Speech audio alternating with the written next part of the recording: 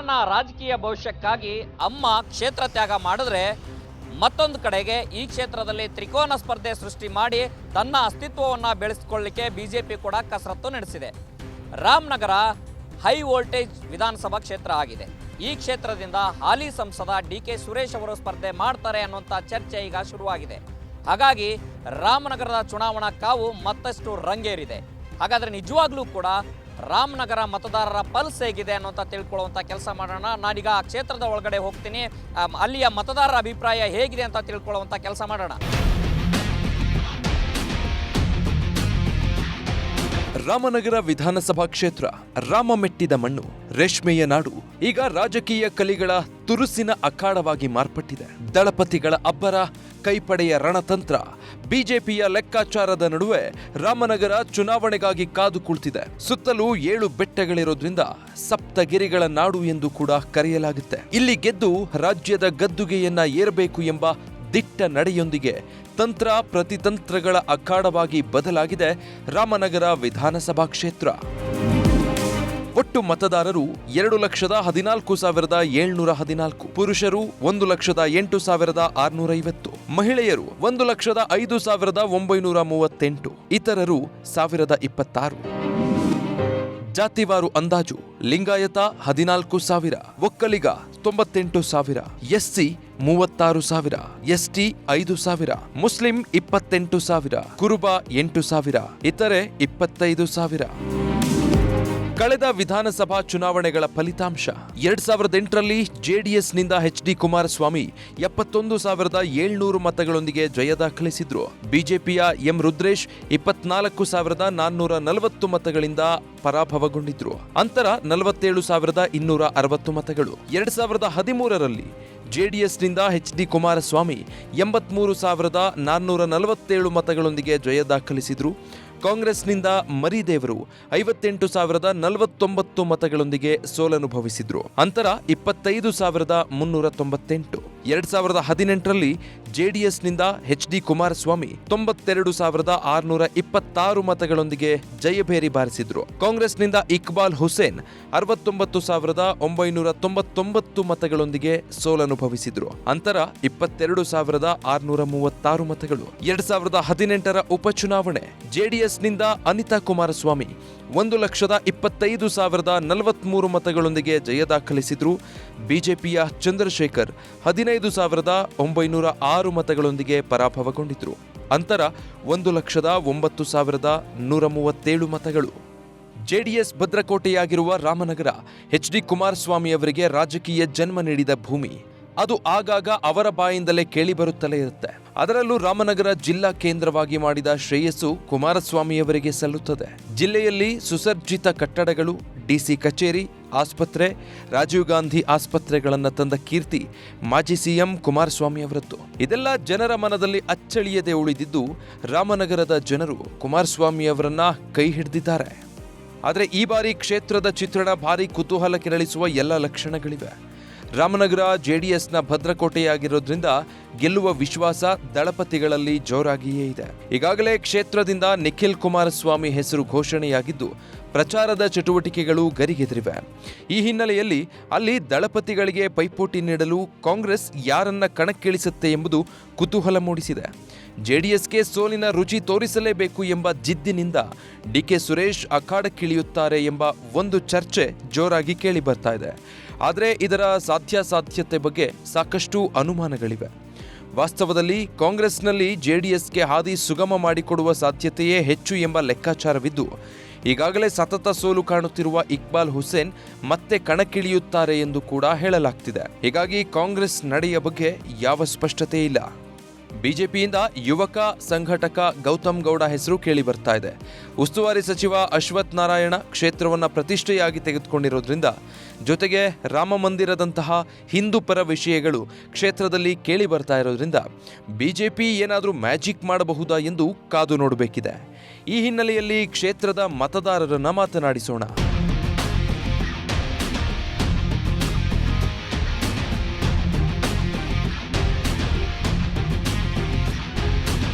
ಏನು ರಾಮನಗರ ಮತದಾರರ ನಾಡಿ ಮಿಡಿತ ಹೇಗಿದೆ ಅನ್ನೋಂಥ ತಿಳ್ಕೊಳ್ಳೋಂಥ ಕೆಲಸ ಮಾಡೋಣ. ಬನ್ನಿ ಈಗ ಅವ್ರ ಹತ್ರ ಹೋಗ್ತೀನಿ, ಇಲ್ಲಿಯ ಜನರ ಅಭಿಪ್ರಾಯ ಏನಂತ ತಿಳ್ಕೊಳ್ಳೋಂಥ ಕೆಲಸ ಮಾಡೋಣ. ಅವರು ಯಾರಿಗೆ ಬೆಂಬಲವನ್ನು ಕೊಡ್ತಾರೆ ಅನ್ನೋಂಥದ್ದು ಈಗ ಕೇಳೋಣ. ಈಗ ನಮ್ಮ ಜೊತೆಗೆ ಇಲ್ಲಿ ಹೂವಿನ ವ್ಯಾಪಾರಸ್ಥರಿದ್ದಾರೆ, ಅವ್ರ ಜೊತೆ ಮಾತನಾಡೋಣ. ಅಮ್ಮ, ಈಗ ಎಲೆಕ್ಷನ್ ಬರ್ತಾ ಇದೆ. JDS ಇಂದ ನಿಖಿಲ್ ಕುಮಾರಸ್ವಾಮಿ ಅವರು, BJP ಇಂದ ಗೌತಮ್ ಗೌಡ ಅವರ ಹೆಸರು ಬರ್ತಾ ಇದೆ, ಕಾಂಗ್ರೆಸ್ಸಿಂದ DK ಸುರೇಶ್ ಅವರು ಇಲ್ಲಿ ಸ್ಪರ್ಧೆ ಮಾಡ್ತಾರೆ ಅಂತ ಇಲ್ಲಿ ಬರ್ತಾ ಇದೆ. ನೀವು ಯಾರನ್ನ ಸಪೋರ್ಟ್ ಮಾಡ್ತೀರಾ, ಯಾರಿಗೆ ಮತ ಹಾಕ್ತೀರಾ? ಏನಕ್ಕಂದರೆ ನಿಖಿಲ್ ಗೌಡ ನಮಗೆ ಮನೆ ಮಗ ಇದ್ದಂಗೆ. ನಮಗೆ ಏನೇ ಒಂದು ಕಷ್ಟ ಅಂದ್ರೂ ಬೇಗ ಬಂದು ಸಪೋರ್ಟ್ ಮಾಡ್ತಾರೆ. ಅವ್ರ ಅಪ್ಪಾಜಿನೂ ಸಪೋರ್ಟ್ ಮಾಡ್ತಾರೆ. ಆದ್ದರಿಂದ ನಾವು ನಿಖಿಲ್ ಗೌಡಗೆ ಸಪೋರ್ಟ್ ಮಾಡ್ತೀವಿ. ಎಲ್ಲರೂ ಬೆಳೆದಿದ್ದಾಯ್ತು. ಅವರು DKಸಿನೂ ಸುರೇಶು 2 ಬಾರಿ ಸಂಸ್ಥೆ ಮಾಡಿದ್ದೀವಿ, MP ಆಗಿದ್ದಾರೆ. ಇವರು ಒಂದ್ಸರಿ ಅವತ್ತಿನ ಸಂದರ್ಭ ಹೆಂಗಿರ್ತಾರೆ ಹಂಗೆ ನೋಡ್ಕೊಂಡು ಮಾಡ್ತಾರೆ. ಸರ್, ಈಗ ನೀವು ಯಾರಿಗೆ ಸಪೋರ್ಟ್ ಮಾಡ್ತೀರಾ? ನಿಖಿಲ್ ಕುಮಾರಸ್ವಾಮಿ ಅವ್ರಿಗೆ, DK ಸುರೇಶ್ ಅವ್ರಿಗೆ, ಯಾರಿಗೆ? ನಾವು ನಿಖಿಲ್ಗೆ ಸರ್. ಏನಕ್ಕೆ ಸರ್? ನಮಗೆ ಎಲ್ಲ ಸ್ವಲ್ಪ ಅನುಕೂಲ ಚೆನ್ನಾಗಿ ಮಾಡಿಕೊಟ್ಟಿದ್ದಾರೆ. ಐಜೂರುಗುಡ್ಡೆಯಲ್ಲಿ 26ನೇ ವಾರ್ಡಲ್ಲೆಲ್ಲ. ಅದಕ್ಕೋಸ್ಕರ ಅವ್ರಿಗೆ ನಮ್ಮದು ಕಾಂಗ್ರೆಸ್ಗೆ. ಏನಕ್ಕೆ ಸರ್?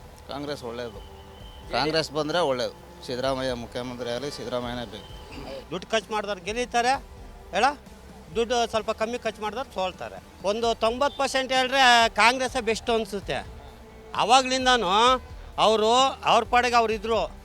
ಇವಾಗ ಟ್ಯಾಕ್ಸ್ ಕಟ್ಟಲಿದ್ದವರು ಬಡವ ಚೆನ್ನಾಗಿರಲಿ ಅಂತ 50 ರೂಪಾಯಿ ಕೊಡ್ತಾಯಿದ್ರು ಕೂಲಿ, ಎಕ್ಸ್ಟ್ರಾ ಕೊಡ್ತಾಯಿದ್ರು. ತಿನ್ ಚೆನ್ನಾಗಿರೋ ಅಂತ. BJP ಅವ್ರು ಬಂದಮೇಲೆ ಅಯ್ಯೋ ಟ್ಯಾಕ್ಸ್ ಕಟ್ಟಬೇಕಪ್ಪ, ನಿನಗೆಲ್ಲಿನ ಕೊಡೋಣ 50 ರೂಪಾಯಿ ಕಮ್ಮಿ, ಇಷ್ಟ ಇದ್ರೆ ಬಾ ಕಷ್ಟವಾದ್ರು ಹೋಗು ಅಂತ ಇದ್ದಾರೆ. ಸರ್, ಅವ್ರು ಯಾರೇ ಏನೇ ಬಂದರೂ ಇಲ್ಲಿ ಮಾತ್ರ JDS ಅಲ್ಲಿ. ಇಲ್ಲಿ ಅಂದ್ರೆ ಯಾರೇನೇ ಬಂದ್ರೂ ಕೂಡ ಮೊದಲಿಂದನೂ ಕೂಡ ಈ ಕ್ಷೇತ್ರದಲ್ಲಿ ಕಾಂಗ್ರೆಸ್ಸು ಮತ್ತು JDSನ ನಡುವೆ ಫೈಟ್ ಇದೆ ಅನ್ನೋಂಥದ್ದು ಭಾಳ ಸ್ಪಷ್ಟವಾಗಿ ಗೊತ್ತಾಗ್ತಾ ಇದೆ. ಇದು ಮತ್ತಷ್ಟು ಜನರನ್ನ ಮಾತಾಡ್ಸಕ್ಕಂತ ಹೋಗ್ತೀನಿ, ಅಲ್ಲಿಯ ಜನರ ಅಭಿಪ್ರಾಯ ಏನಂತ ತಿಳ್ಕೊಳ್ಳೋಂಥ ಕೆಲಸ ಮಾಡೋಣ. ಸರ್, ನಿಮ್ಮ ಬೆಂಬಲ ಯಾರಿಗೆ ಸರ್? ಒಳ್ಳೆ ಟೀಮ್ ಮಾಡ್ತಾ ಇದ್ದೀರಾ ನೀವು. ಈ ಸಲ ಯಾರಿಗೆ ಟೀ ಕೊಡ್ತೀರಾ ಕ್ಷೇತ್ರದಲ್ಲಿ? ನಾವು ಆಲ್ರೆಡಿ 4 ಸರಿ ಕುಮಾರಸ್ವಾಮಿ ಅವ್ರಿಗೆಲ್ಲ ಕೊಟ್ಟಿದ್ದೀವಿ. ಅವ್ರು ಹೇಳ್ದಂಥವ್ರಿಗೆ MLA ಮಾಡ್ಕೊಂಬಂದಿದ್ದೀವಿ. ಏನೂ ಪ್ರಯೋಜನ ಇಲ್ಲ. ಕೋವಿಡ್ ಸಂದರ್ಭದಲ್ಲಿ ಅವರು ಶಾಸಕರು ಯಾರು ಅಂತಲೇ ಗೊತ್ತಿಲ್ಲ ಇಲ್ಲಿ ಜನಕ್ಕೆ. ಆಸ್ಪತ್ರೆಯಲ್ಲಿ ಹೋದರೆ ಒಬ್ಬರು ಹೇಳೋರಿಲ್ಲ, ಕೇಳೋರಿರಲಿಲ್ಲ. ಯಾರು ಎಲ್ಲಿ ಸತ್ತರು ಏನಾದರೂ ಅಂತಲೂ ಗೊತ್ತಿಲ್ಲ. ನಮಗೆ ಅತ್ಯುತ್ತಮವಾದ ಸರ್ಕಾರ ಬರಬೇಕು ಅಂದರೆ ಕಾಂಗ್ರೆಸ್ ಸರ್ಕಾರನೇ. ಇಡೀ ಈಗ 70 ವರ್ಷದಲ್ಲೂ ಮಾಡಿರೋಂಥ ಯೋಜನೆನೇ ಅವರೇನೇ ಮಾಡಿರೋದು. ಕಾಂಗ್ರೆಸ್ಗೆ ಸಪೋರ್ಟ್ ಮಾಡೋದು ನಾವು. ಅನಿತಾ ಕುಮಾರಸ್ವಾಮಿ ಏನೂ ಮಾಡಿಲ್ಲ ಇಲ್ಲ 5 ವರ್ಷದಿಂದ. ಮಾಡಿದ್ರು ನಾವು DK ಸುರೇಶ್ಗೆ ಸರ್, ಕಾಂಗ್ರೆಸ್ ಪಕ್ಷಕ್ಕೇನೆ. ಇಲ್ಲಿ ದಳ ಬರೋ ಸೇಮ್ ಲೀಡರ್ಗಳು ಉದ್ಧಾರ, ಇನ್ನು ಯಾರೂ ಉದ್ಧಾರ ಆಗಲ್ಲ, ಜನ ಉದ್ಧಾರ ಆಗಲ್ಲ. DK ಕಾಂಗ್ರೆಸ್. ಇಲ್ಲಿ ಹೋಗೋಣ, ಅಲ್ಲಿಯ ಜನರ ಅಭಿಪ್ರಾಯ ಏನಂತ ತಿಳ್ಕೊಳ್ಳೋಂಥ ಕೆಲಸ ಮಾಡೋಣ. ಇಲ್ಲಿಯ ಜನರ ಅಭಿಪ್ರಾಯ ಏನಂತ ತಿಳ್ಕೊಳ್ಳೋಂಥ ಕೆಲಸ ಮಾಡೋಣ. ಯಾರಿಗೆ ಹೇಳ್ತೀರೋ ಅವ್ರಿಗೆ ಹಾಕ್ತೀವಿ. ನನಗಿರೋಕ್ಕೆ ಮನೆ ಇಲ್ಲ, 5 ಓಟಿದೆ ನಮ್ಮ ಮನೇಲಿ. ಮೊದಲು ಮನೆ ಕೊಡಿಸ್ಬಿಡಿ ಒಂದು. ನಿಮಗೆ ಮನೆ ಕೊಡಿಸೋರು ಯಾರು ಅಂತ ಆಯ್ಕೆ ಮಾಡ್ತೀರಾ ನೀವು? ಯಾರು ಕೊಡಿಸ್ತಾರೋ ಅವ್ರಿಗೆ ಹಾಕ್ತೀವಿ, ನಾವು ಓಟೇ ಹಾಕಲ್ಲ ಅವ್ರಿಗೆ. ಇಲ್ಲಿ mini Vidhana Soudha, DC office, AC office, ಪ್ರತಿಯೊಂದು ಆಫೀಸು ಮಾಡೋರು ಅವರು. ಕುಮಾರಸ್ವಾಮಿ ಪೀಳಿಗೆಯಲ್ಲಿ ಪ್ರತಿಯೊಂದು ಎಲ್ಲಿ ರಾಮನಗರ ಜಿಲ್ಲೆಯಲ್ಲಿ ಮಾಡೋರು. DK ಸುರೇಶ್ ಅವರು ಬಂದರೆ ಏನು ಹೇಳ್ತೀರಾ ಅವ್ರಿಗೆ? ನಾವು ಓಟು ಕುಮಾರಸ್ವಾಮಿಗೆ ಕೊಡೋದು ಅಂತ ಹೇಳ್ತೀವಿ. ಇನ್ಯಾರಿಗೆ ಹೇಳಿ? ನಿಖಿಲ್ ಕುಮಾರಸ್ವಾಮಿಗೆ ನಾವು ಬೆಂಬಲ ಕೊಡ್ತೀವಿ.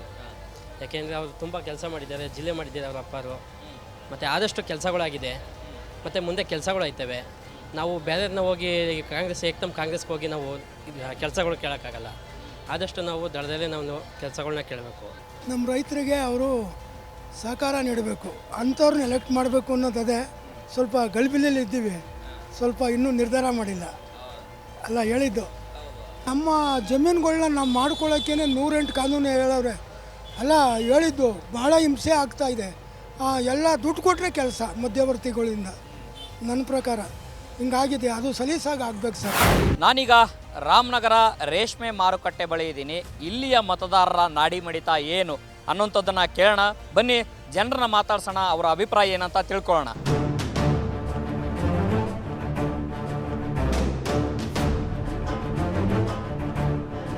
ಏನು ಸರ್? 25 ವರ್ಷದಿಂದ JDSಗೆ ಕೊಟ್ಟು ಈ ಸತಿ ಬೇಜಾರಾಗಿಬಿಟ್ಟಿದ್ದೀವಿ. ನೋಡೋಣ ಮುಂದೆ ಏನೇನು ಐತದೆ. DK ಸುರೇಶ್ ಬಂದರೆ ಇನ್ನೂ ಹೈ ವೋಲ್ಟೇಜ್ ಚುನಾವಣೆ.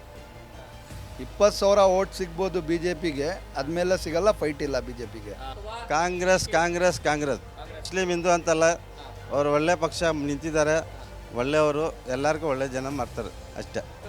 ಡಿ ಕೆ ಸುರೇಶ್ ಅವ್ರು ಬಂದರೆ ಡಿ ಕೆ ಸುರೇಶ್ ಬರಲಿ, ಡಿ ಕೆ ಶಿವಕುಮಾರ್ ಬರಲಿ, ಇಕ್ಬಾಲ್ ಹುಸೇನ್, 3 ಜನನೇ ಇರಲಿ, ಯಾರನ್ನಾರ ಇರಲಿ ಕಾಂಗ್ರೆಸ್ಗೇನೆ ಸಪೋರ್ಟ್ ಮಾಡ್ತೀವಿ.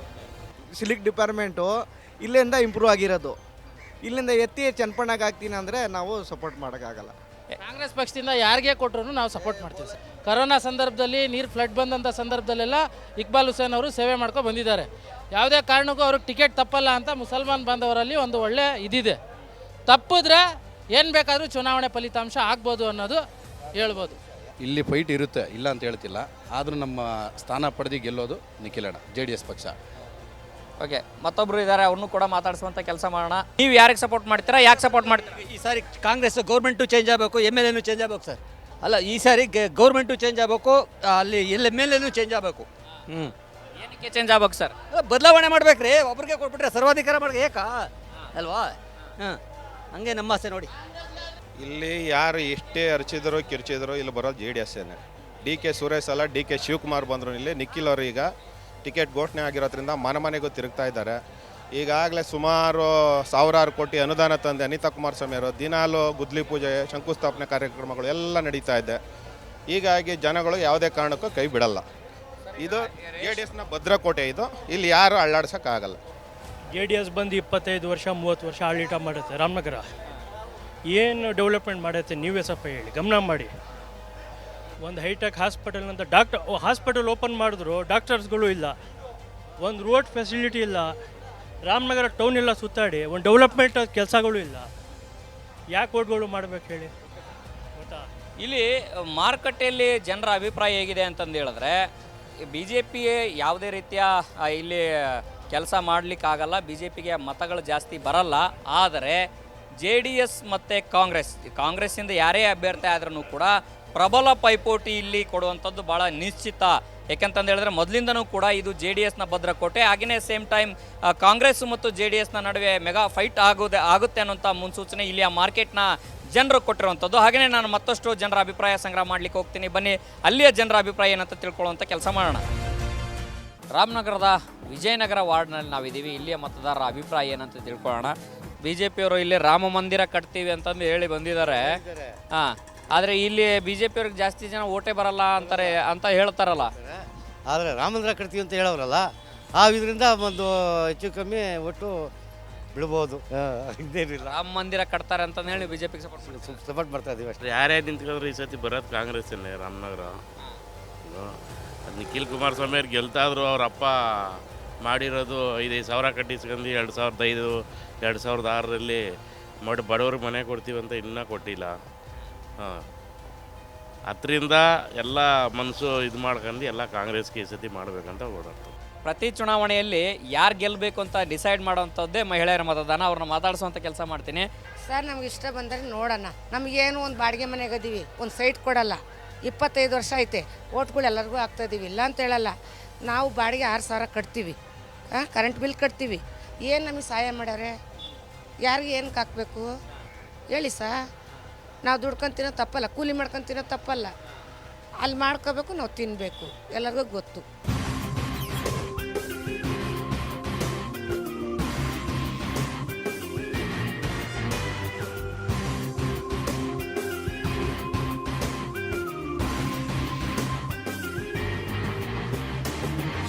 ರಾಮನಗರ ವಿಧಾನಸಭಾ ಕ್ಷೇತ್ರದ ಕೈಲಾಂಜ್ ಹೋಬಳಿಯಲ್ಲಿರುವಂತಹ ಏನು ಹಳ್ಳಿ ಪ್ರದೇಶಗಳಲ್ಲಿರುವಂಥ ಜನರ ಮತದಾರರ ಅಭಿಪ್ರಾಯವನ್ನು ಸಂಗ್ರಹ ಮಾಡ್ತಾ ಇದ್ದೀವಿ.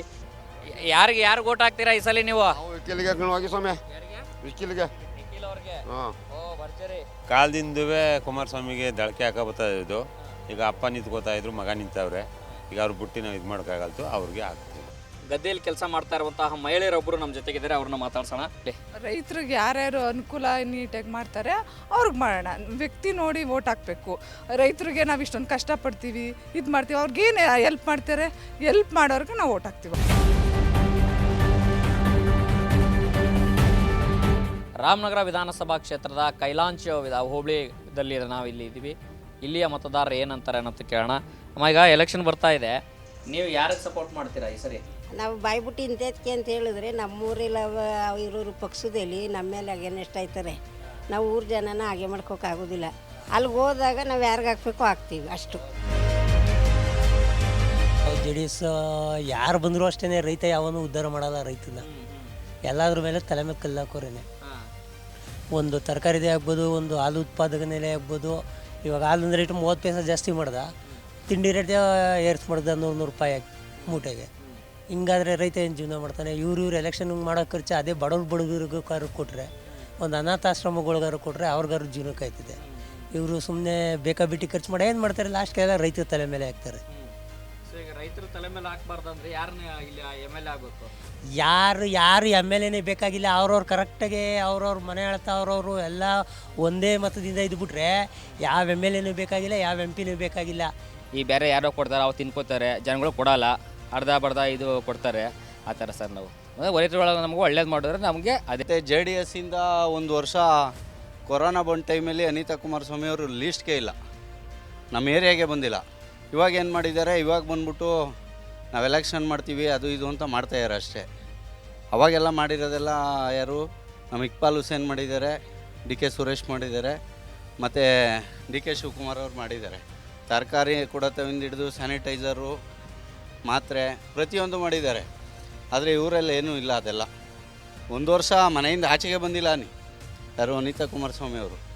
ಮತ್ತು ಇಲ್ಲಿ ಕೆಲಸಗಳೆಲ್ಲ ಮಾಡ್ತಾಯಿದ್ದಾರೆ, ಮಾಡಿದ್ರೂ ಅವೆಲ್ಲ ಕಳಪೆ ಕಾಮಗಾರಿಯಾಗಿದ್ದಾವೆ. ಒರಿಜಿನಾಲಿಟಿ ಕೆಲಸಗಳೇನು ಅಂತ ಇದಿಲ್ಲ. ಕಾಂಗ್ರೆಸ್ಗೆ ಸಪೋರ್ಟು ಬರೋದು ಕಾಂಗ್ರೆಸ್ಸೇ, ಅದರಲ್ಲಿ ಎರಡೊಂದು ಮಾತೇ ಇಲ್ಲ. ಅದು ಹೆಂಗೆ ತಳ ಬಿಟ್ಬಿಟ್ಟು ಇವತ್ತು ಹೊಂಟೈತೀವಿ, ನಾಳೆ ಕಂತಾರ್ರಿ. ಎಲ್ಲೇ ಇರೋ ಹೋಗಿ ಏನು ಕೇಳಲ್ಲ, ಇಲ್ಲಾದ್ರೆ ಜಗ್ಗಿಸ್ತೀವಿ. ಇಲ್ಲ ನಮ್ಮ ಹುಡುಗ ಅದೇ ಜಗ್ಗಿಸ್ತೀವಿ, ನಾವು ಗೆಲ್ಸಿದ್ದೀವಿ, ನೀವು ಹಿಂಗೆ ಮಾಡಿಸ್ಕೊಡಪ್ಪ ಅಂತೀವಿ. ಓಕೆ, ಅಂದರೆ ಅವ್ರ ಕೈಗೆ ಸಿಗ್ತಾರೆ ಅನ್ನೋ ಕಾರಣಕ್ಕೋಸ್ಕರ ಬೆಂಬಲಿಸ್ತೀರಾ? ನಮ್ಮ ಇಷ್ಟ, ನಮ್ಮ ಓಟು ಯಾರಿಗಾರು ಹಾಕ್ಸ್ಕೊತೀವಿ. ಓಕೆ ಯಜಮಾನ್ರೆ, ಈ ಕುಮಾರಸ್ವಾಮಿ ಅವರು ಈಗ JDS ಅಭ್ಯರ್ಥಿ ಆಗಿದ್ದಾರೆ, ಅವ್ರಿಗೆ ಸಪೋರ್ಟ್ ಮಾಡ್ತೀರಾ? ಅವ್ರಾಗಲಿ ಆಗದೆ ಹೋಗಲಿ JDS. ಮೊದಲಿಂದ JDS ಏನೋ ಒಂದು ನಾವು ಆಸೆ, ಅದು ಪದ್ಧತಿ, ಮೋಸ ಮಾಡಬಾರ್ದು ಅಂತ ಅಷ್ಟೇ. ಅಂದ್ರೆ ಬೇರೆ ಪಾರ್ಟಿಗೆ ಓಟ್ ಹಾಕಿದ್ರೆ ಮೋಸ ಮಾಡ್ದಂಗೆ ಅಂತನಾ? ಮೊದಲಿಂದ JDS ಇಂದ. JDS ಕಾಂಗ್ರೆಸ್ಗ BJP BJP. ಯಾಕೆ ಸರ್ BJPಗೆ ಇಲ್ಲಿ ಸಪೋರ್ಟ್? ಅನುಕೂಲ ಪ್ರಪಂಚಕ್ಕೆ ಅನುಕೂಲ ಮಾಡೋದು ಅದು. ಇವ್ರು ಏನು ಮಾಡಿದಾರೆ? ಇವಾಗ 60 ವರ್ಷ ಕಾಂಗ್ರೆಸ್ ಏನು ಮಾಡಿದ್ದಾರೆ? ಎಷ್ಟು ಕಾರ್ಯ ಎಲ್ಲಿ ಮಾಡಿದ್ದಾರೆ? ಯಾವ ಸರ್ಕಾರ ಮಾಡಿದ್ರೆ ಏನು ಒಂದಾಗಿ ಏನೋ ಮಾಡ್ಕೊಂಡು ಹೋದರು. ಅಪ್ಪನ ಮಾತು ಕೇಳ್ಕೊಂಡು ಅವನು ಹಂಗಾದ ಕುಮಾರಸ್ವಾಮಿ, ಇವ್ರು ಹಿಂಗಾದರು. ವರ್ಕ್ ಮಾಡಿದ್ದಾರೆ, ಜನಗಳಿಗೆ ಮನೆಗೆ ಏನು ಮಾಡೋಕ್ಕಾಗಲ್ಲ. ರಸ್ತೆ ರೋಡ್ಗಳು ಇವತ್ತು ಜನಕ್ಕೆ ಕಾಣೋವಂಥ ಕೆಲಸಗಳು ಮಾಡಿದ್ದಾರೆ. ಇಕ್ಬಾಲ್ ಹುಸೇನು ಅವು ಇವು ಕೊಟ್ಟರು, ಏನು ಮಾಡಿದ್ರು ಅವತ್ತಿನ ನ್ಯಾಚ್ಕ ಅಷ್ಟೇ. ವೋಟ್ ಮಾತ್ರ ನಿಖಿಲ್ ಕುಮಾರಸ್ವಾಮಿಗೆ ಹಾಕ್ತೀವಿ. DK ಸುರೇಶ್ ಏನಾರ ಅದೃಷ್ಟ ಹೊಸವಾಗಿ ನಿಂತ್ಕೊಂಡ್ರೆ 70,000 ಲೀಡರ್ ಗೆಲ್ತೀವಿ. DK ಸುರೇಶೇ ಬಂದರೆ, ಇಕ್ಬಾಲ್ ಹುಸೇನ್ ಬಂದರೆ ಮುಸ್ಲಿಂ ಸೋಟು ಚಿಂದಿ ಆಯ್ತದೆ, ಇಲ್ಲ ಅಂದರೆ DK ಸುರೇಶ್ ಬಂದರೆ ನಮ್ಗೆ ಗುಂಡೆ ಆಯ್ತದೆ. ಕುಮಾರಸ್ವಾಮಿನೇ ಗೆಲ್ಲೋದಿಲ್ಲ. Thank you. ಮತ್ತೊಬ್ಬರು ಇದ್ದಾರೆ, ಅವ್ರನ್ನೂ ಕೂಡ ಮಾತಾಡಿಸುವಂಥ ಕೆಲಸ ಮಾಡ್ತೀನಿ. ರೈತರು ಸಾಲನೂ ಮನ್ನಾ ಮಾಡಿದ್ರು. ಈಗ ಮಳೆಗಾಲ ಜಾಸ್ತಿ ಆಗಿ ರೈತರಿಗೆಲ್ಲ ಸಿಕ್ಕಾಪಟ್ಟೆ ಬೆಳೆ ಎಲ್ಲ ನಷ್ಟ ಆಯಿತು. ಏನು ಪರಿಹಾರ ಕೊಟ್ಟವ್ರೆ BJPಯವರು? ಒಂದು ಹಳ್ಳಿಕಟ್ಟೆ ಇದೆ, ಆ ಹಳ್ಳಿಕಟ್ಟೆಯಲ್ಲಿರುವಂಥವ್ರನ್ನ ಮಾತಾಡಿಸ್ತಾ ಹೋಗ್ತೀನಿ. ಕುಮಾರಸ್ವಾಮಿ ಅವ್ರಿಗೆ ಹಾಕ್ತೀರಾ? ನಿಖಿಲ್. ಏನಕ್ಕೆ ನಿಖಿಲ್ ಅವ್ರಿಗೆ? JDS ಅವ್ರಿಗೆ. BJPಯವರು ಕಾಂಗ್ರೆಸ್ಸವರು ಏನು ಮುಟ್ಟಲ್ರು, ದುಡ್ಡು ಮಾಡ್ಕೊಂಡ್ರೆ ಕಂತ ಎಣ್ಸ್ಕೊತಾರೆ, ಮನೇಲಿ ಅವ್ರ ಹೆಂಡತಿ ಮಕ್ಕಳು ಸುಖವಾಗಿರ್ತಾರೆ. ಮಾಡವ್ರೆ ಪರವಾಗಿಲ್ಲ. ಆಯಿತು, ಒಟ್ಟಿನಲ್ಲಿ ನಮ್ಗೆ ಇಂಥವ್ರ ಮೇಲೆ ನಂಬಿಕೆ ಇಲ್ಲ ಅಂತ ನಮ್ಮ ಊರಿಗೆ ಯಾರು ಹೆಲ್ಪ್ ಮಾಡಿ ನಮಗೆ ಮುಂದೆ ನಮ್ಮನ್ನು ತತ್ತಾರೋ ಅವ್ರಿಗೆ ಮಾಡ್ತೀವಿ ನಾವು. ಮತ್ತೊಬ್ರು ಇಲ್ಲಿದ್ದಾರೆ, ಅವ್ರನ್ನೂ ಕೂಡ ಮಾತಾಡಿಸುವಂಥ ಕೆಲಸ ಮಾಡೋಣ. ಅಮ್ಮ, ಯಾರು ನೀವು ಯಾರಿಗೆ ಸಪೋರ್ಟ್ ಮಾಡ್ತೀರಾ ಈ ಸಲ? ಯಾರು ಅನುಕೂಲಾಗಿ ನಮ್ಮನ್ನು ನೋಡ್ಕೊತಾರೆ ಅವ್ರಿಗೆ ಸಪೋರ್ಟ್ ಮಾಡ್ತೀವಿ. ನಾವು ಕಾಂಗ್ರೆಸ್ಗೆ ಓಟ್ ಆಗೋದ್ಮೇಲೆ ನೀವು ಎಲ್ಲಿದ್ದಿದ್ದು ಆಸೆಯನ್ನಲ್ಲಿ ರೋಸ್ಕೊಂಡು ಇವತ್ತು ಬಸ್ಸವ್ರಿಗೆ ಬಿದ್ದೋಗಲಿ, ಸರಿಗೆತ್ತಿ ಮುಚ್ತಾರಲ್ಲ, ಮಾನ ಮುಚ್ತೀವಿ, ಬಟ್ಟೆ ತಗೊಡ್ತೀವಿ, ಬೆಳ್ಳಿ ಕಪ್ಪು ದೀಪಲೆ ಕಮ್ಮನೆ ತಂದ್ಕೊಡ್ಬೋದು. ಒಂದು ಮನೇಲಿ 4 ಜನ 5 ಜನ ಅವ್ರಿ, ಅವ್ರಿಗೆ ಮನೆ ಮಠ ನೋಡಿದಾರೆ. ಎಲ್ಲರೂ ಒಂದು ಸೈಟು ಬಡವ್ರು ನಿರ್ಬಡವ್ರಿಗೆ ಏನೂ ಸಹಾಯ ಮಾಡಲಿಲ್ಲ. ಓಟ್ ಆಗುವಾಗ ಒಂದು 500 ಕೊಡ್ತಾರೋ, 100 ರೂಪಾಯಿ ಕೊಡ್ತಾರೋ, ಆಕ್ರಮ ಇಕ್ಕೆ ಅಂತಾರೆ, ಹಾಕ್ತಾರ ಬಡ್ಡಿರ್ಗೆ ದುಡ್ಡು ಕೊಟ್ಟು ಓಟ್ ಹಾಕ್ಲಿಲ್ಲ ಅಂತಾರೆ. ಈ ಮನೆಗೆ ಹೋಗಿ ನೋಡ್ರಿ, ಏನಾರ 5 ಜನ ಅವರಲ್ಲಿ ಏನು ಅಪ್ಪ ಮಾಡ್ತಾರೆ. ಓಟಲ್ಲಿ ನಿಂತವ್ರು ಒಬ್ಬರು ಸಹಾಯ ಮಾಡಲ್ರು. ಸರ್, ಇವಾಗ ನಮಗೆ ಊರಿಗೆ ಯಾರು ಅಭಿವೃದ್ಧಿ ಕಾರ್ಯಕ್ರಮ ಮಾಡಿಕೊಡ್ತಾರೋ ಅವ್ರಿಗೆ ನಾವು ಸಪೋರ್ಟ್ ಮಾಡ್ತೀವಿ. ಇವ್ರಿಗೆ ಅಂತ ಇಲ್ಲ, ಅವರು ಬಂದರೆ ಒಳ್ಳೇದು ಮಾಡ್ತೀವಿ ಅಂತಾರೆ, ಇವ್ರು ಬಂದರೂ ಒಳ್ಳೇದು ಮಾಡ್ತೀವಿ ಅಂತಾರೆ. ಈಗ ಜನಗಳ ಬೆಂಬಲ ಯಾರಿಗಿರ್ತದೋ ಅವ್ರನ್ನೂ ನಾವು ಮಾಡ್ತೀವಿ. ನಮಗೆ ನಿಖಿಲು ಬರಬೇಕು ಅಂತೀವಿ, ಒಂದು ಕಡೆ ಕಾಂಗ್ರೆಸ್ನವರು ಬರಬೇಕು ಅಂತೀವಿ. ಈಗ ಕಾಂಗ್ರೆಸ್ನವರು ಮನೆಗೂ ಅವತ್ತಿನ ಕಾಲದಲ್ಲಿ ಬರಗಾಲದಲ್ಲಿ ಅನ್ನ ನೀಗಿಸ್ತವರು ಕಾಂಗ್ರೆಸ್ನವ್ರು ಸರ್ಕಾರದವರು. ಇವ್ರು ಬಂದರು ಕಮ್ಮಿ ಮಾಡಿದ್ರು JDSನವರು. ಈಗ ಸಿದ್ದರಾಮಯ್ಯನ ಸರ್ಕಾರದಲ್ಲಿ ಬಂದು 7 kg ಅಕ್ಕಿ ಕೊಟ್ಟರು. ಎಲ್ಲರೂ ಇವತ್ತು 10 kgಗೆ ಬಂದಿದ್ರು, ಈಗ 5 kgಗೆ ಬಂದವ್ರೆ. ಇವ್ರು ಇಂಥ ಸರ್ಕಾರದವ್ರಿಗೆ ನಾವು ಓಟ್ ಹಾಕ್ಬಿಟ್ಟು ಮನೆ ಮಕ್ಕಳು ಬಡವ್ರು ಬಗ್ರು ಎಲ್ಲೋಯ್ತಾರೆ. ಕಾಂಗ್ರೆಸ್ ಸರ್ಕಾರಕ್ಕೆ ಬೆಂಬಲ ನೀಡ್ತೀವಿ ನಾವು. ನಮಗೆ ಬಡವರುಗಳು ಅಂತ ಬಂದಿಯವರು ಓಟ್ ಹಾಕಿಸ್ಕೊ ಹೋಗೋದು ಅಷ್ಟೇ ವಿನ ಬರುವುದೇ ಇಲ್ಲ. ಏನು ಎತ್ತ ಅಂತ ನೋಡೋದಿಲ್ಲ. ನಮ್ಮ ಕಷ್ಟ ವಿಚಾರಣೆನು ಕೇಳ್ತಾರ? ಅದು ಕೇಳಲ್ಲ. JDS ಬಂದರೂ ಅಷ್ಟೇ, ಕಾಂಗ್ರೆಸ್ ಬಂದರೂ ಅಷ್ಟೇ. ಅವ್ರಿಗೆ ಏನು ಉಪಯೋಗ ಬೇಕೋ ಅದನ್ನ ಹಾಕಿಸ್ಕೊ ಹೋಯ್ತಾರ ವಿನ ಬಡವ್ರವ್ರೆ ಬಗ್ರವ್ರೆ ಮನೇಲಿ ಎಷ್ಟು ಜನ ಅವ್ರೆ ಏನವ್ರೆ ಹೊಲ ಇದ್ದದೆ ಮನೆ ಇದ್ದದೆ ಅವ್ರ ಸೌಕರ್ಯಕ್ಕೆ ಅವ್ರ ಜೀವನಕ್ಕೆ ನಾವು ಏನು ಮಾಡಬೇಕು ಅದನ್ನ ಏನು ಉಪಯೋಗಕ್ಕೆ ಏನೂ ಇಲ್ಲ. ನಮ್ಗೆ ಯಾರು ಉಪಯೋಗ ಮಾಡ್ತಾರೆ ಅವ್ರಿಗೆ ಓಟ್ ಹಾಕೋದು.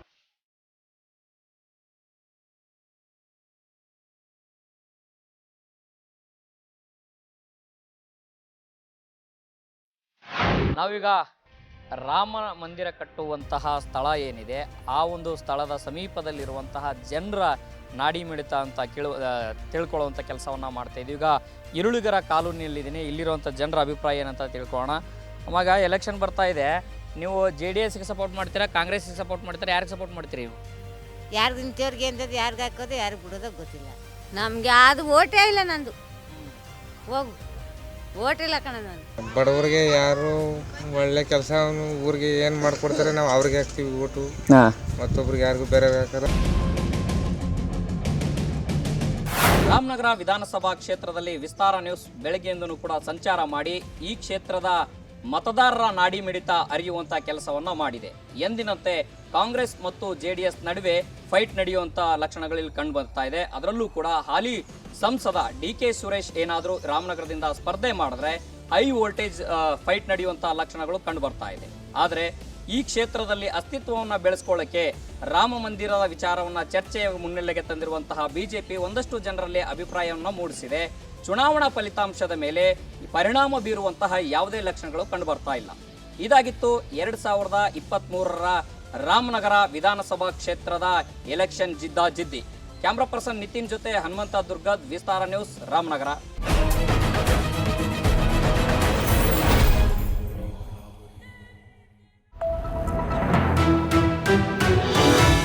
ವಿಸ್ತಾರ ನ್ಯೂಸ್, ನಿಖರ ಜನಪರ.